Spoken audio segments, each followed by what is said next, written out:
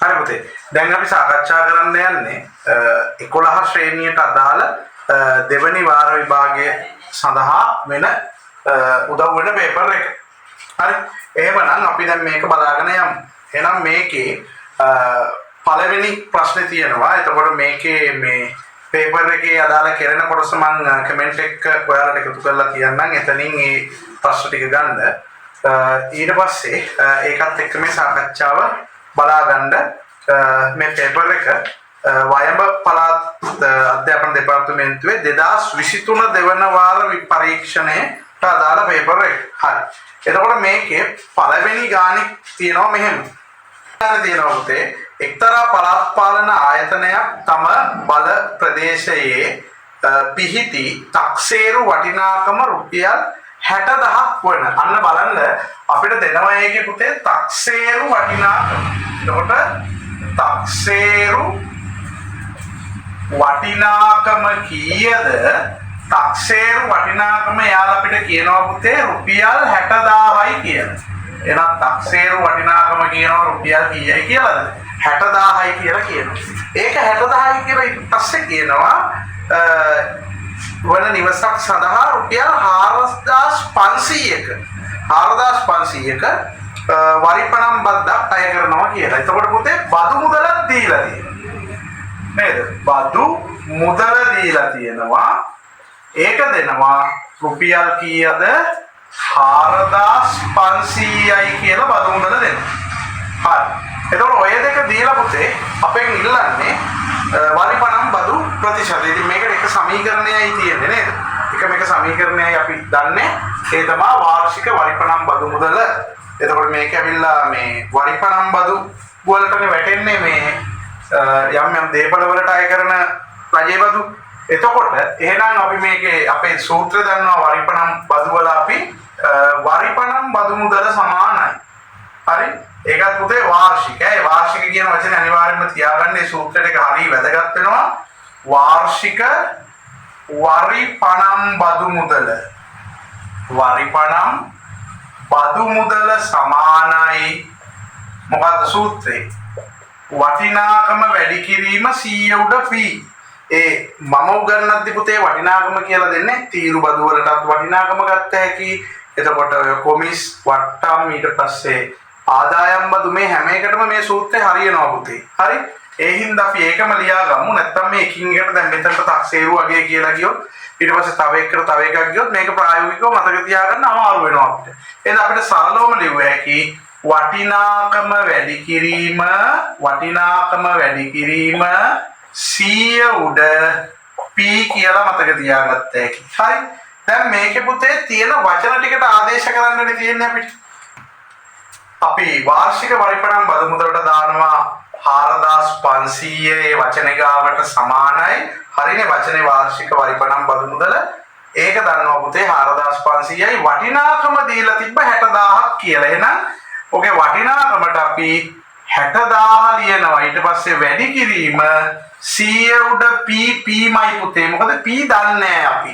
ප්‍රතිශතය දන්නේ කීයද කියලා. එහෙනම් අපිට දැන් මේකේ කැපෙන ඒවා කපන්න පුළුවන්. මෙහා පැත්තේ අපි ගණන් වල දන්නවා පුතේ උඩ බිඳු යට බිඳු ಗುಣ කිරීම ලකුණු විතරක් තියෙද්දි කැපෙනවා. එහෙනම් මෙන්න මෙතන බිඳු දෙකට පුතේ මේ පහළ බිඳු දෙකට මේ උඩ එකේ අග බිඳු දෙක කැපෙනවා. හොඳට බලාගන්න අග මෙතන බිඳු දෙකට මේ යට බිඳු දෙකට උඩ එකේ අග බිඳු දෙක කැපෙනවා. හරි? ඒ කැපුණාම අපිට උත්තරයේ විදිහට පුතේ ඉතුරු වෙනවා මේ පැත්තේ 4500 සමානයි මෙතන තියෙන්නේ 600. එතකොට 600 p ගෙන් වැඩි වුණාම 600යි p. හරිනේ? දැන් පුතේ මෙතන 600 නැති කරගන්න නම් අපි හොයන්න ඕනේ ඉංග්‍රීසි අකුර. එහෙනම් එයාව තනි කරන්න ඕනේ. එයාව තනි කරන්න නම් අනිත් අය අයින් කරන්න ඕනේ. එහෙනම් මේ 600 අයින් කරන්න නම් ඒකේ එකම ක්‍රමයේ පුතේ එකටම ඉන්න දෙන්නෙක් නැත්නම් මැද අපිට නොපෙනෙන ಗುಣ කිරීමත් එක්ක තියෙන දෙන්නෙක් අයින් කරනවා නම් අපි ඒ ගානෙන් මෙතන බෙදන්න ඕනේ. එතන බෙදුවොත් මෙතනත් පුතේ ඒ ගානෙන්ම බෙදෙනවා. හරි? එතන කෙලින්ම 600ට 600 කැපිලා p අකුර තනි වෙනවා. සමානයි. මෙතනත් පුතේ ආයේ අග බිඳු කැපෙනවානේ. දැන් බලන්න මෙතන අග බිඳු දෙකට උඩ අග බිඳු දෙක කැපෙනවා. 45 බෙදීම 6 කියන උත්තරේ එන්නේ මේක අපි දීර්ඝ බෙදීමෙන් කටුවට බෙදලා උත්තරේ ගමු කීයද 45 බෙදීම 6. එතකොට පුතේ 4ට 6ව නැහැ. 45ට 6ව 7යි. 6 වරක් 7 42යි. 45න් 42ක් අඩු කරද්දී 5න් 2ක් අඩු කරද්දී 3යි 4න් 4ක් බිඳුවයි. බිඳුව කැමති නම් දැම්ම හැකි නැත්නම් නොදැම්ම හැකි. උත්තරේ පුතේ ගානක් ඉතුරු වෙනවා කියන්නේ එතකොට අපි මේකේ දශම තියලා ඒ කියන්නේ උඩින් දශම තිත තියෙනවා. දශම තිත තියද්දී අපිට හම්බ වෙනවා මොකක්ද? බොක් ගාලා බිඳුවක් වැටෙනවා. එතනින් තිබ්බද දශම තිත බොක් ගාලා වැටෙනවා. හරි? බිඳුවක් ඈ. හරි. එහෙනම් 30ට 6ව බලමු පුතේ. 30ට 6ව තියෙනවා 5. 6 වරක් 5 කීයද? 30යි. 30න් 30 ගියපුවාම ඉතුරු බිඳුවයි. එහෙනම් අන්න අපිට උත්තරේ එනවා අවසාන උත්තරේ 7.5යි කියලා අපි අනිවාර්යෙන් ඒක ප්‍රතිශත ලකුණත් එක්ක තමයි ඉවර කරන්නේ උත්තරේ ලියලා. හරි පුතේ. අපිට රූපයක් දීලා තියෙනවා. එතකොට මේකේ අපිට පේනවා සමචතුරස්‍රයක් දීලා තියෙන්නේ. සමචතුරස්‍රයක් දීලා ඊට පස්සේ ඒක ඇතුලේ කේන්ද්‍රික खंडයක් වෙන් කරලා තියෙනවා. හරි? එතකොට මේකේ පුතේ අහන්නේ අපෙන් මේ අඳුරු කරලා තියෙන කොටසේ වර්ගඵලය කීයද කියලා. එතකොට මේ අඳුරු කරපු කොටසේ වර්ගඵලය අපි හොයාගෙන යද්දී හරි සරලව පුතේ මේ අඳුරු කරපුවාගේ මෙන්න මෙහෙම හිතන්න. හරි අපිට මේ හැඩතලය දීලා දැන් මෙහෙම ඇඳලා දෙනවා බෝඩ් එකට. දීලා කියනවා අඳුරු කරපු ටික වෙන් කරන්න. අපි මොකද පුතේ කරන්නේ? අපි කරන්නේ මෙහෙම ධාරි දිගේ කැපුවා මෙන්න මේ කේන්ද්‍රික ඛණ්ඩේ කපලා අයින් කරන එකනේ. අන්න ගණන් වලදී පුතේ කපලා අයින් කරනවා කියන්නේ අඩු කරනවා කියන්නේ. හරි එහෙනම් අපි මේක අඩු කරන්න ඕනේ මොකද්ද? සම්පූර්ණ සමචතුරස්‍රයෙන් මේ කේන්ද්‍රික ඛණ්ඩය අයින් කරන්න ඕනේ. අඩු කරන්න ඕනේ. හරි එහෙනම් අපි මේක සාමාන්‍ය විදිහට හිතමු. එතකොට ලේසි. එහෙනම් ඉස්සල්ලාම අපි මේකේ සමචතුරස්‍ර වර්ගඵලය හොයාගෙන ඉමු පළවෙනි පියවර විදියට. ඔන්න ළමයි අපි හොයනවා සමචතුරස්‍රයේ වර්ගඵලය. හරි මෙතන දීපු සම්පූර්ණ සම චතුරස්‍රයේ වර්ගඵලය. පුතේ සමචතුරස්‍රයේ වර්ගඵලය හොයද්දී සමචතුරස්‍රය වෙන්න පුළුවන් ඍජු කෝණාශ්‍ර වෙන්න පුළුවන් ඕනම කොටුවක වර්ගඵලය හොයන්න පුළුවන් අපිට දිග වැඩි කිරීම පළල කියන සූත්‍රය පාවිච්චි කරලා. එතකොට කීයද මේකේ දිග වෙන්නේ? දිග 14යි. ඒක වැඩි කිරීම පළල කීයද? ඒකත් 14යි. එහෙනම් 14 වරක් 14 කීයද? ඒක මතක දරුවෙක්ට 196යි කියලා එකපාර ගන්න පුළුවන්. අනිත් දරුවෙකුට මේක ගුණ කරලා ගන්න පුළුවන්. ඉතින් එතකොට අපි බලමු 14 කටු වැඩක් විදියට 14න් ගුණ කරපුවාම එන උත්තරේ කීයද කියලා. 4 වරක් 4 16න් 6 එකක් ඉතුරුයි පුතේ. 4 වරක් 1 4යි 4යි 1යි 5යි. අපි දෙවෙනි තීරුව වෙන් කරගන්න බිඳුවක් දාගමු ලේසියට. 1 වරක් 4 4යි 1 වරක් 1 1යි 5ට එකතු කරමු බිඳුවයි 6යි 6යි 5යි 4යි 9යි එකට එකතු කරන්න එකක් නැහැ. එහෙනම් 196යි. එහෙනම් මේ මුළු සමචතුරස්‍රයේ වර්ගඵලය එනවා අපිට කීයයි කියලාද?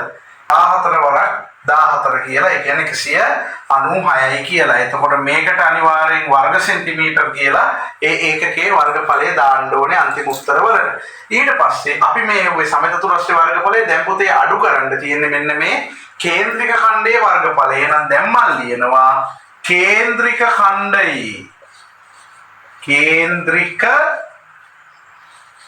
ඛණ්ඩයේ වර්ගඵලය. දැන් මෙතන තියෙන්නේ කොහොම කේන්ද්‍රික ඛණ්ඩයක්ද පුතේ? මෙතන තියෙන්නේ කොහොම කේන්ද්‍රික ඛණ්ඩයක්ද? අපි මෙහෙම වෙනම එක පෙන්නුවොත් කොහොම කඩේරි ගිහිල්ලා මෙන්න මෙහෙම කේන්ද්‍රික ඛණ්ඩයක් මෙතන තියෙන්නේ. නේද? මෙන්න මෙහෙම කේන්ද්‍රික ඛණ්ඩයක් තමයි මෙතන තියෙන්නේ. එතකොට මේකේ කෝණය දන්නවා 90යි. සමචතුරස්‍රයේ මුල්ල 90යි. අපි අරය දන්නවා පුතේ දීලා තියෙනවා අපිට 14 සෙන්ටිමීටර් කියලා අරය. හරි? එහෙනම් ඔන්න අපි කේන්ද්‍රික ඛණ්ඩේ හොයාගෙන යනවා මොකද්ද? වර්ගඵලය. එහෙනම් කේන්ද්‍රික ඛණ්ඩයක වර්ගඵලය හොයන සූත්‍රය මොකද්ද? කේන්ද්‍රික ඛණ්ඩයක වර්ගඵලය හොයන සූත්‍රය තමයි දැන් මේක නම් අපි 4න් එක පාවිච්චි කරලා එහෙමත් පුළුවන්. හැබැයි සාධාරණ සූත්‍ර ලියමු එක කොකටත් හොඳයි. වර්ගඵලය සම්පූර්ණ වෘත්තක හොයනවා නම් ෆයි r වර්ගය. හැබැයි මොකක් හරි සම්පූර්ණ වෘත්ත නැති කොටසක් නම් තියෙන්නේ 360න් θ කියලා අපි දානවා. ඊට පස්සේ ඔය විදිහට පල්ලෙහාට යන ෆයි අකුර කියන්නේ කීයද පුතේ? ෆයි අකුර කියන්නේ 7න් 22. ඔන්න ෆයි වෙනුවට 7න් 22 ලිව්වා. එතකොට ෆයි r අතර ලකුණක් පේන්න නැහැ කියන්නේ තියෙන්නේ මොන ලකුණද? ගුණ කිරීමේ ලකුණ තියෙන්නේ. ඊට පස්සේ පුතේ r එකක් නෙමෙයි r දෙකක් තියෙනවා. එහෙනම් අරය කීයද? අරය 14ක් කියලා කේන්ද්‍රික ඛණ්ඩේ දීලා තියෙන්නේ අපිට නේද? එහෙනම් r දෙකක් වෙනුවට අපි ලියනවා 14 දෙකක්. 14 වැඩි කිරීම 14. ඒක වැඩි කිරීම 360 උඩ. දැන් θ දාන්නේ පුතේ. θ කියන්නේ කෝණේ. මෙතන තියෙන්නේ ඍජු කෝණී මුල්ලක්. එහෙනම් අංශක 90යි කියලා θ වෙනුවට දානවා. දැන් මේක කැපෙනව කපමු. මේ අග බිඳුවට පහළ අග බිඳුව කැපෙනවා. 7ට 7 ඒවා එකයි පුතේ. කැමැති 14කට කැමැති එකකට 7 ඒවා දෙකයි. කැමැති එකට කැපුවේ. හරි. ඊට පස්සේ 9යි 36යි හොඳට බැලුවොත් එකම චක්‍රයකට අහු වෙනවා 9 වරක් වලට. 9ට 9 ඒවා එකයි 36ට 9 ඒවා 4යි. හරි. ආයෙ පුතේ මේ දෙකයි මේ 4යි බෙදෙනවා නේද? 2ට 2 ඒවා එකයි 4ට 2 ඒවා දෙකයි. 2ට 2 ඒවා එකයි 4ට 2 ඒවා දෙකයි. දැන් 2ට 2 ඒවා එකයි 14ට 2 ඒවා 7යි කියලා එහෙමත් කැපෙනවා. 2ට 2 ඒවා එකයි 14ට 2 ඒවා 7යි. දැන් ඔය එකවල් පුතේ මේ ගානේදී වැදගත් වෙන්නේ යට එකවල් විශේෂයෙන් වැඩන්නේ. උඩ එකවලුත් ලොකු වැදගත්කමක් නැහැ. මොකද ಗುಣ වෙද්දි තියෙන උත්තරේ මෙන්න නිසා. එහෙනම් ඉතුරු ටික විතරක් දාමු අපි ලේසිම විදියට යන්කෝ. 22 ඉතුරුයි. ආයේ ඉලක්කමක් විදියට 7 ඉතුරුයි. එහෙනම් පුතේ 22 වැඩි කිරීම 7 කීයද? 22 වරක් 7 එන්නේ. මේක වැඩි කරලා බලන්න වෙනවා. අපි ඒක කටු වැඩක් විදියට මෙතන වැඩි කරමු පුතේ. 22 7න්. එහෙනම් 7 මේක හරි ප්‍රසිද්ධයි පුතේ. මේක නිතර එන ගාන. 7 වරක් 2 14න් 4 එකක් ඉතුරුයි. 7 වරක් 2 14යි එකයි කීයද? 15යි. අන්න එහෙනම් එනවා කීයයි කියලාද? 154යි. හැබැයි වර්ග සෙන්ටිමීටර්. හරි. මේක වර්ග සෙන්ටිමීටර්. එහෙනම් මෙතනින් පස්සේ අපි යනවා අඳුරු කළ වර්ගඵලය හොයන්න. එහෙනම් අපි ලියනවා මොකද්ද? අඳුරු කළ වර්ගඵලය. අඳුරු කළ වර්ගඵලය ගත්තාම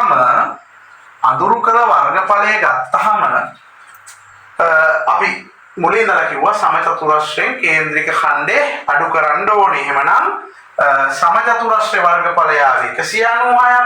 ඒකෙන් මේ 154 අඩු කරන්න ඕනේ. එහෙනම් මම ලියනවා 196 අඩු කිරීම 154 සමානයි. කොහොම උත්තරේ දාමු. එතකොට මේ අඩු කිරීමත් පුතේ කටු වැඩක් විදිහට අපි කරගමු. ඒකත් මේ හරිය කරමු. 196 අඩු කිරීම 154. එහෙමනේ ආවේ. එහෙනම් 6න් 4ක් අඩු වුණාම 2යි 9න් 5ක් අඩු වුණාම 4යි. එකෙන් එකක් නම් බිඳුවයි. අන්න උත්තරේ ඉතුරු වෙනවා පුතේ කීයයි කියලාද? 42යි කියලා. ඒකත් වර්ග සෙන්ටිමීටර අනිවාර්යයෙන්ම 42ක් වර්ග සෙන්ටිමීටර. හරි පුතේ අපි ඊගාව ගන්න බලමු. 3යි x උඩ 2 ඍණ 6යි x උඩ 1 සමානයි 10න් 1. අපි දන්නවා මේක සාමාන්‍ය භාග ගණනක් වගේ. හරි x අකුරක් තියෙනවා ඒක හොයන්න ඕනේ. ඒක ඇත්ත සමීකරණයක් විසඳන්න ඕනේ. නමුත් පුතේ සාමාන්‍ය භාග ගණන් හදන විදිහට අපි හිතුවොත් මෙහෙම ධන හෝ ඍණ වලින් බැඳිලා තියෙන එකක්. හරි. ධන හෝ ඍණ වලින් බැඳිලා තියෙන එක හරය සමාන කරන්නේ නැතුව ගාන යන්න බෑ. දැන් මෙයාගේ තියෙන x එකම මෙයාගෙත් තියෙනවා. හරි. හැබැයි මෙතන තියෙන්නේ පුතේ ඉලක්කම 3 මෙතන තියෙන්නේ 6. මේ වගේ තැනකදී අපි ඉස්සල්ලාම කරන්න බලන්නේ පොඩි හරය පොඩි එක්කෙනා මෙන්න මේ 3 පුළුවන් ද 6 කරන්න කියලා බලන්න. හරි. පොඩි එක්කෙනා ලොකු කරගන්න පුළුවන්ද? කීයෙන් හරි ගුණ කරලා. එහෙම වුණොත් වැඩේ සිම්පල්. හැබැයි බැරි වුණොත් මාරු කරලා වැඩි කරන්න වෙනවා. හරි. අපි මෙතනදී නම් පුතේ පුළුවන් 3 6 කරන්න. 3 කීයෙන් ගුණ වුණොත් 10 වෙන්නේ 2කින් ගුණ වුණොත්. හරි. එහෙනම් 3 2කින් ගුණ කරනවා වගේ අපි දන්නවා භාගයක හරයට දෙයක් කරොත් ලවයටත් එක කරන්න ඕනේ. එහෙනම් උඩත් වැඩි කරන්න ඕනේ. එහෙනම් ඔන්න ඒ විදිහට කරනවා 3 වරක් 2 6යි x අකුර දානවා උඩ ඉර ගැහුවා දෙවරක් 2 4යි අඩු කිරීමේ ලකුණ පල්ලෙහා 6යි x එහෙම්මමයි පුතේ ගාන මෙතනින් එහාට චුට්ටක් වෙනස් නැහැ ඒ තියෙන ටික එහෙම ලියනවා උඩ 1 ලිව්වා සමාන කිරීම ලිව්වා මෙතන 10 උඩ 1 ලිව්වා දැන් බලන්න පුතේ හරයන් දෙක සමානයි ඒ සමාන වුණාම මොකද අපි කරන්නේ සමාන වුණා මේ 6x දෙක වෙනුවට 6x න් 6x අඩු කරලා බිඳුවයි කියලා දානවද නැහැ මම දාන්නේ හරය අඩු වෙන්නේ නැහැ හරය එකතු වෙන්නේ නැහැ ඒ දෙක වෙනුවට පොදුවේ මෙයත් 6x මෙයත් 6x දෙන්න වෙනුවට පොදුවේ එක 6x එකක් ලියලා උඩ එක ඉරක් ගහගමු හරය සුළු නොකරට ලවය සුළු කරනවා පුතේ එහෙනම් 4න් එකක් අඩු කරනවා කීයද 3යි සමානයි එහා පැත්තේ තියෙනවා ළමයි 10න් 1 ඊට පස්සේ පුතේ අපි පුරුදු වෙලා ඉන්නවා සමාන කිරීමෙන් එක පැත්තක තනි භාග ගන්නකො සමාන කිරීමෙන් අනිත් පැත්තේ තනි භාග ගන්නකො හරි ගණන් වල පැටලෙන ටික හින්දා තමයි මේ වචන මම තද කරලා කියන්නේ සමාන කිරීමට වම් පැත්තේ තනි භාග ගන්නකො සමාන කිරීමට දකුණු පැත්තේ තනි භාග ගන්නකො ආවොත් හරි අපි කරන්නේ පුතේ හරස් කුලිතට යන්නේ එක හැබැයි අපි යන්න එපා ලේසිම විදිහට. ତර මෙතනදී නිකමට පුතාලා උඩයියටයි බැලුවා නම් 3යි 6යි. අන්න පේනවා පුතේ 3යි 6යි දෙන්නම තුන් වරක් චක්‍රේ ඒවා. ତර උඩ යට ඉන්නේවා එකම චක්‍රයකින් බෙදෙනවා නම් අපි බෙදනවා. එහෙම බෙදමු ලේසි. 3ට 3 ඒවා 1යි 6ට 3 ඒවා කීයද? 6ට 3 ඒවා 2යි පුතේ. 3ට 3 ඒවා 1යි 6ට 3 ඒවා කීයද? 2යි. ඔන්න දැන් ඉතුරු වෙච්ච ටික මම ලිව්වා උඩ එක ඉතුරුයි ඒක ලියන්න වෙනවා උඩ එකක් නිසා 2යි x උයි 2යි x උයි ඉතුරුයි සමානයි මෙහෙ 10යි 1යි ඉතුරුයි කීයද 10යි 1යි ඉතුරුයි ඊට පස්සේ මොකද්ද කරන්නේ ඊට පස්සේ මේ පැත්තේ යට තියෙන කෙනා මෙහෙ උඩට යනවා හරි මේ පැත්තේ යට තියෙන කෙනා මෙහෙ උඩට එනවා මේක පටලවා ගන්න එපා නේද අපි දැන් ඔය YouTube බලද්දී උනත් පේනවා ඒක වැරද්දක් නෑ. හැබැයි මම දකින්නවා මමත් දැකලා තියෙනවා යම් ගුරුවරු මේකේ මාරු විදිහට ඒ කියන්නේ එක මෙහෙට ගේන විදිහටත් ඊට පස්සේ මේ දෙක උඩට යනවා. කොහොම දෙයක් වෙනවා පුතේ. හැබැයි මේක හරිම විදිහට අල්ලගන්න මේක ඇත්තටම වෙන්නේ මේ පැත්තේ යට කෙනා තමයි මෙහෙ උඩට එන්නේ. කියන්නේ මෙතන ඉඳලා ඉඳපු එක තියනවා පුතේ. එක කොහෙවත් ගියේ නෑ එක ඉන්නවා. එක ගාවට තමයි එහා පැත්තේ යට 10 එන්නේ. යට 10 එන්නේ ගුණ කිරීම වෙලා සමානයි. ඒ වගේම එහා පැත්තේ උඩ හිටපු එකත් එහෙම ඉන්නවා. හරි? ඒවා ඉන්නවා. ඒ ඉන්නේවට හෙන ගහන්නේ. ඒවා හිමින් ඉන්නවා. ඉද්දි තමයි මේ පස්සේ යන්නේ පිටිපස්සට. හරි ඔක පටලව ගන්න එපා. එහෙනම් එහා පැත්තේ එක ඉන්නවා. එතනට යනවා පුතේ ගුණ කිරීම වෙලා මේ 2x.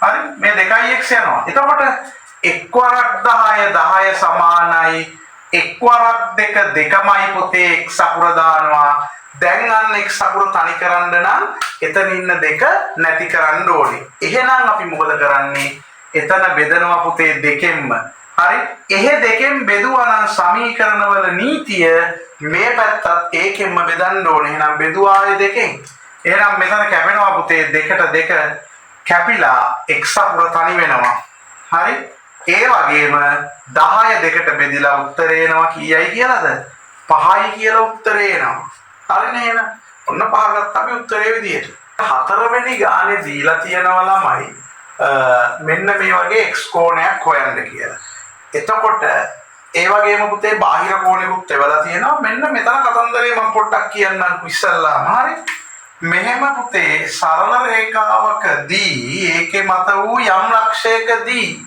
හරි ඔන්න ඔහොම ඒ හැදෙන කෝණය අනිවාර්යෙන්ම වෘත්ත භාගයක් නැත්නම් රවුම් භාගයක්. ඒතකොට අපි දන්නවා රවුම් භාගයක් කියන්නේ අංශක කීයද පුතේ? අංශක 180ක් වෙන්න එපයි. එහෙනම් මෙන්න මේක අංශක 180ක් වෙන්න ඕනේ. එහෙමනම් මෙතන මේ රේඛාව හොඳට බැලුවොත් අපි මේ BCD කියන දිග රේඛාවට BD රේඛාව ගත්තොත් ඒක තනිකරම සරල රේඛාවක්. එහෙනම් මෙතන අපි මේක රවුම් භාගයේ විදිහට සම්පූර්ණ කරොත් සම්පූර්ණ රවුම් 180යි. ඒකෙන් එක පැත්තක් දීලා පුතේ කෑල්ලක් 114යි හැබැයි මේ කෑල්ල දීලා නැහැ නේද? එහෙනම් අර 180 වෙන්න 114 ඉඳලා ඉතුරු ටිකනේ මෙතන තියෙන්න ඕනේ. හරි? එක පැත්තක් දීලා ඉතුරු ටික දීලා නැහැ. එහෙනම් පුතේ ඉස්සල්ලාම මේ කෝණය මං හොයනවා. හරි? මේක සරලව පුතාලට හෙව්වෑකි නමුත් අපිට අකුරු වලින් දක්වන්න එපා. එහෙනම් කෝණේ තියෙන තැන අකුර C. එයාව දැම්ම මැද්දට කොක්කත් එක්ක. ඉතුරු අකුරු දෙක මේ පැත්තට ත්‍රිකෝණේ B තියෙනවා අර පැත්තට යද්දී A තියෙනවා. එතකොට AB දෙපැත්තට දෙනවා. සමානයි. හරි? සමීකරණයක් විදිහට ලියලා හදන්නත් පුළුවන්. ඊට වඩා ලේසි පුතා 180 ඔය කෝණය අගේ අඩු කරන එක අපිට ඒ කියන්නේ 114. අඩු කිරීමෙන් එන උත්තරේ බලමු. හරි. අපි කටු වැඩක් විදිහට මේක බලමු. 180 අඩු කිරීම 114. හරි. එතකොට බිංදුවෙන් 4ක් අඩු වෙන්නේ 8 7 කරලා එකක් ගන්නවා 10න් 4ක් 6යි 7න් එකක් 6යි එකෙන් එකක් නම් බිංදුවයි. එහෙමනම් අන්න පුතේ අපිට උත්තරේ එනවා අංශක කීයද? අංශක 66ක් කියලා. හරි. ඒ ගාන ඉවර නෑ. අපි හෙව්වේ මෙන්න මෙතන තමයි ඔය කියන අංශක 66 වෙන්නේ. හරි. ඕක තමයි අංශක 66 වෙන්නේ. දැන් මෙහෙමයි වැඩි. හරි.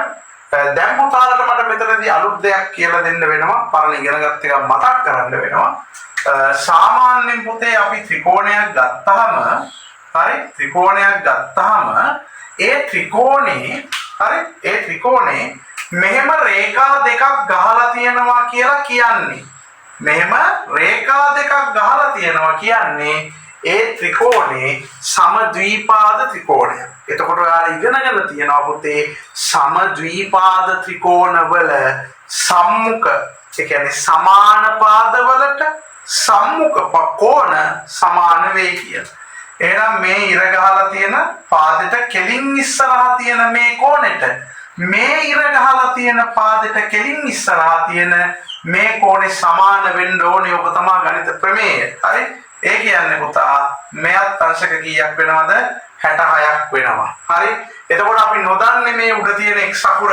හරි? මේක තමයි මේ ආය 66 කියලා අපි හොයාගත්තේ. අර සමාන පාදවලට කෙලින් ඉස්සරහා තියෙන කෝණ සමාන වෙන හින්දා දැන් මේකේ අභ්‍යන්තර කෝණ ටික අපි එකතු කරනවා. හරි? x1 ඒ කියන්නේ ඇතුලේ කෝණ කීයක් තියෙනවද? 3ක් තියෙනවා. x කෝණය 66. මෙතනදී අපිට මේක ආගියතෙත් ලිව්ව හැකි. හැබැයි පුතේ මේක වඩා ලේසි අපිට ඉංග්‍රීසි අකුරු නොදන්න ඉංග්‍රීසි අකුරු මුලින් ලියා ගන්න තරමට. හරි? එහෙනම් මම මේකේ තියෙන ඉංග්‍රීසි අකුර මුලින්ම x ලිව්වා එකතු කිරීම. ඊට පස්සේ කෝණ දෙකම පුතේ 66. එහෙනම් මම මෙතනටත් දැම්ම 66යි අංශක ධන මෙතනටත් දැම්ම 66යි සමානයි. හරි. ත්‍රිකෝණයක ඇතුලේ කෝණ තුන එකතු වෙද්දි පුතේ අංශක කීයද? අංශක 180යි කියලා අපි දන්නවා. හරි? දැන් සමානයි එකතු වෙනවනේ. x අකුර තමයි හොයන්නත් ඕනේ පුතේ. සමීකරණයක තියෙන අපි නොදන්න ඉංග්‍රීසි අකුර තමයි අපි හැම වෙලේම හොයන්නේ. right? මෙයාව හොයන්න ඕනේ. සමානයි එකතු වෙනවා. හරි? ඔන්න මෙයාට මෙයා මොකද වෙන්නේ? එයාට එයා එකතු වෙනවා. එහෙනම් x අකුර එහෙම්ම තියෙද්දි පුතා 66යි එකතු වෙනවනේ. අපි ඒක කටු වැඩක් විදියට එකතු කරලා බලමු 66 දෙකක් කීයද උත්තරේ එන්නේ කියලා. 6යි 12න් දෙක එකක් ඉතුරුයි. 6යි 12යි 1යි 13යි. එහෙනම් කීයද දෙන්නේ 132ක්. එහෙනම් එනවා පුතා මේකේ අපිට අංශක 132ක් සමානයි එහා පැත්ත. දැන් උනේ x අකුර එහෙම්ම ආවා ධන ලකුණ එහෙම්ම ආවා. හැබැයි මේ දෙන්න එකතු වෙලා 132 ආවා. සමාන කිරීම එහෙම්ම ආවා. 180ටත් දැනට මුකුත් වෙන්නේ නැහැ. 180ත් එහෙම්ම පහළ බහිනවා. හරි. දැන් ළමයි මේකේ x අකුර තනි කර ගන්න නම් මේ 132 මෙතනින් නැති කරන්න ඕනේ කියන්නේ ඔහොම මකලා දාන්න බෑ. හරි? එහෙනම් මෙයාව එහාට යවන්න වෙනවනේ. එතකොට මෙයා කවුද පුතේ? මෙයා ධන 132ක් නේ. ඒතර අපි දන්නවා අපි ඉගෙනගෙන තියෙනවා ධන එකක් එහාට යද්දි මොන වෙලාද යන්නේ? ඍණ වෙලා යන්නේ. එහෙනම් x අකුර ඉන්න තැනම පුතා ඔහම දාගන්න. මෙතන හිස්තැන තියන්න කමන්නේ නැත්නම් ඔයාලා පටල ගන්න. ඒතර එහා පැත්තේ සමාන කිරීමයි එහා පැත්තේ 180යි ඒ දෙකමත් දාගන්න. එතනින් පිටිපස්සට නැත්තරම යන්න ඕනේ මෙතන හිටපු එක. එතනින් පිටිපස්සට. එහෙනම් ධන 132 යනවා. ඍණ 132 වෙලා ඒ පැත්තට. එහෙනම් x සමානයි පුතේ 180න් 132ක් අඩු කරලා උත්තරය ගන්න වෙනවා. මම මේ කටු වැඩේ මෙතන කරනවා 180 අඩු කිරීම 132 බිංදුවෙන් දෙකක් අඩු වෙන්නේ නැහැ. 8 7 කරලා එකක් ගත්තා 10න් දෙකක් අඩු වුණාම 8යි 7න් 3ක් 4යි එකෙන් එකක් නම් බිංදුවයි උත්තරේ එන අංශක කීයයි කියලාද 48යි කියලා. එහෙනම් ඔන්න අවසාන උත්තරේට ආව අපිට x ට අංශක කීයක්ද 48ක් කියලා. අපේ පස්වෙනි ගාන අපිට හම්බෙලා තියෙනවා x ධන 3 එක වරහණක් x ඍණාට තව වරහණක් සමානයි බිඳුව. එතකොට පුතේ මේ දීලා තියෙන්නේ ත්‍රිපද වර්ගජ ප්‍රකාශනවල කොටසක් එයාලා හදලා අගහරිය හදාගන්න කියලා තමයි දීලා තියෙන්නේ. හරි නේද? අපිට ආදරේ හින්දා අගහරිය හදන්න කියලා එවලා තියෙනවා. ඔයාලා පටල ගන්න මේ තැන් වලින් පුතේ. ඇයි හැමදාම ඔයාලා පුරුදු වෙන්නේ මුල ඉඳලාකට පිළිවෙලට ගණන් හදන්න. අර හැමතැනම එක වගේ ඔයාලට ක්ලික් වෙන්නේ නැහැ.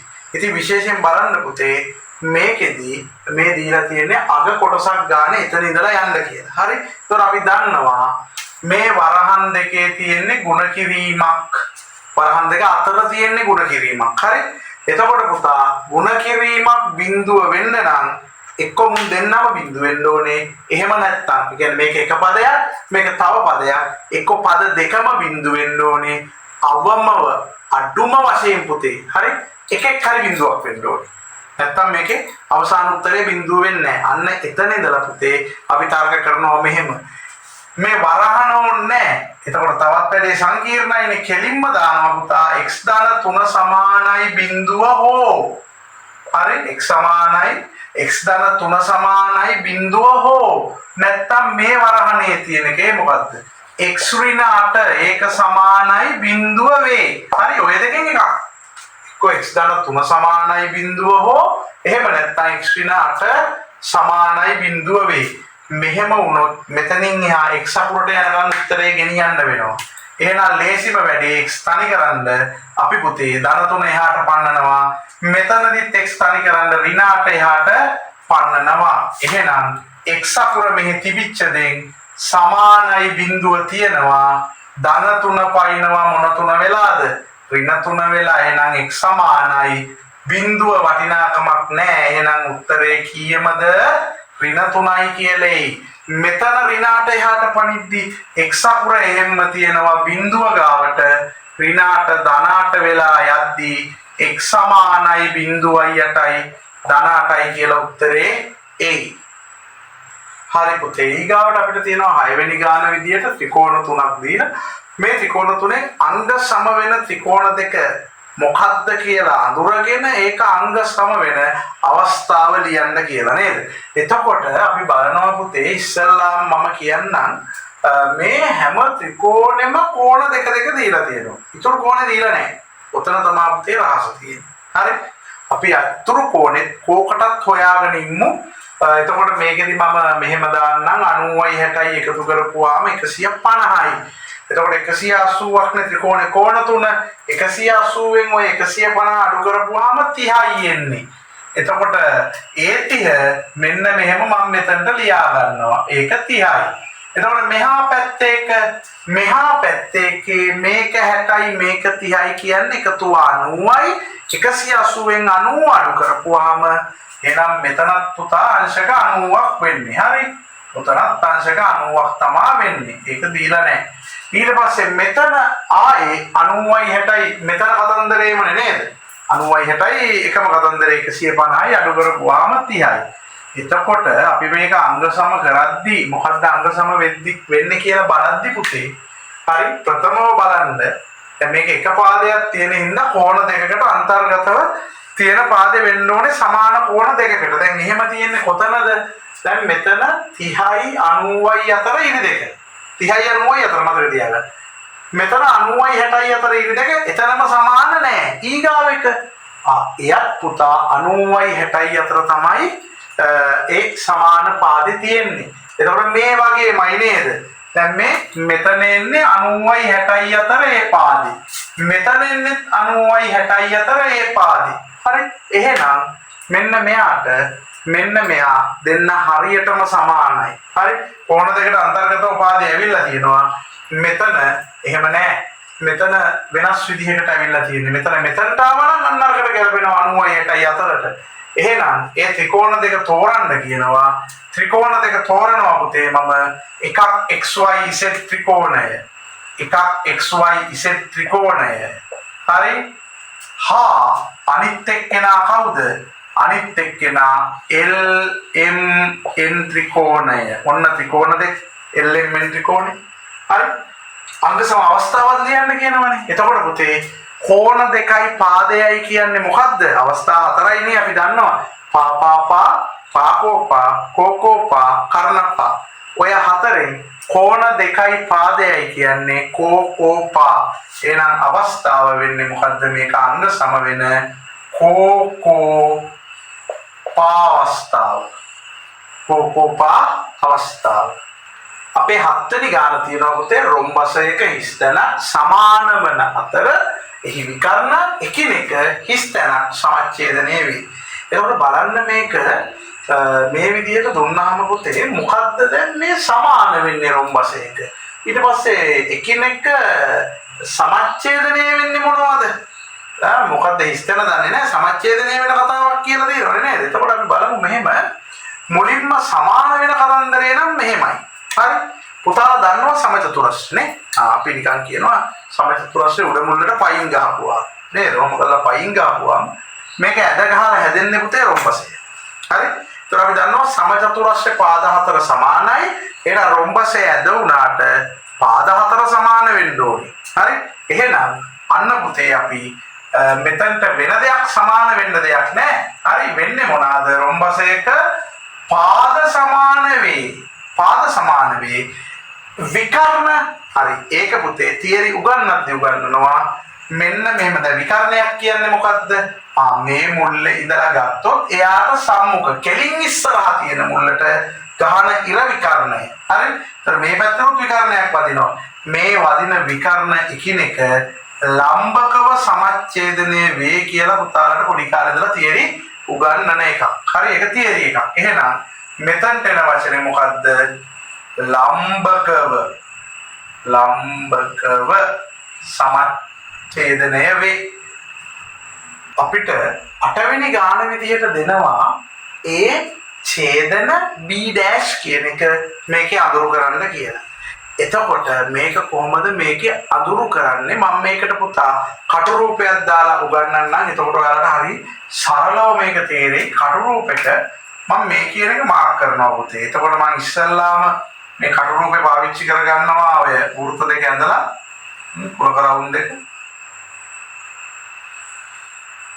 මෙයා A මෙයා B.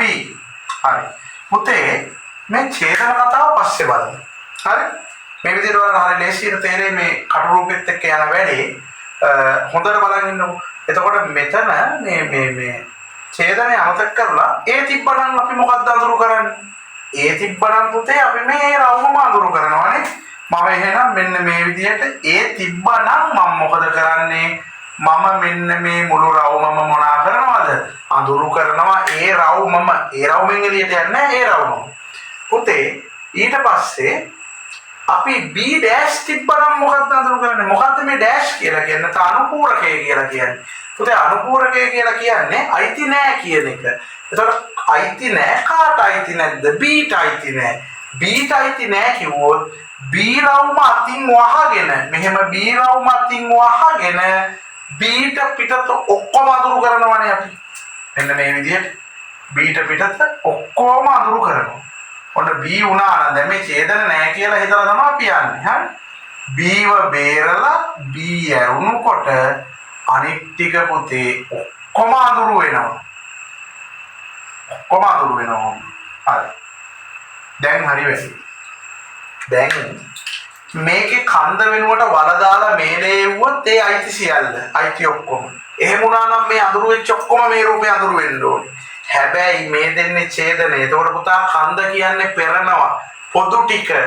පොදු කියන්නේ දැන් අපි ඒක වෙනම ඇඳා Bට අයිති නැති ටික වෙනම අඳුරු කරා. පොදු කියන්නේ ඔය ඉරි දෙකටම කැපිච්ච ටික. මොකද්ද පුතේ ඉරි දෙකටම කැපෙන්නේ? මෙන්න මේ හඳපළුව වගේ කෑල්ල තමයි ඉරි දෙකටම කැපෙන්නේ. එහෙනම් අපි අන්න අපේ ඔරිජිනල් රූපේ නේද දුන්න ගානේ හඳපළුව වගේ කෑල්ලේගේ අඳුරු කරලා පෙන්නනවා. මේ වගේ කටු රූපයක් ගත්තාම ගොඩාක් ලේසි වෙනවා ගාන කුලක තේරුම් ගන්න. එහෙනම් පුතේ අපේ අදට මේකේ කෙටි ප්‍රශ්න සාකච්ඡාවේ මේ කොටස අවසන් වෙනවා. ඉතින් ඉදිරියටත් ඔයාලට අපි channel එක මලිත්තු විජේවර්ධන YouTube channel එකෙන් එක දිගටම වීඩියෝස් ඒ කියන්නේ සතිපතා පුතාලට මේ විදිහේ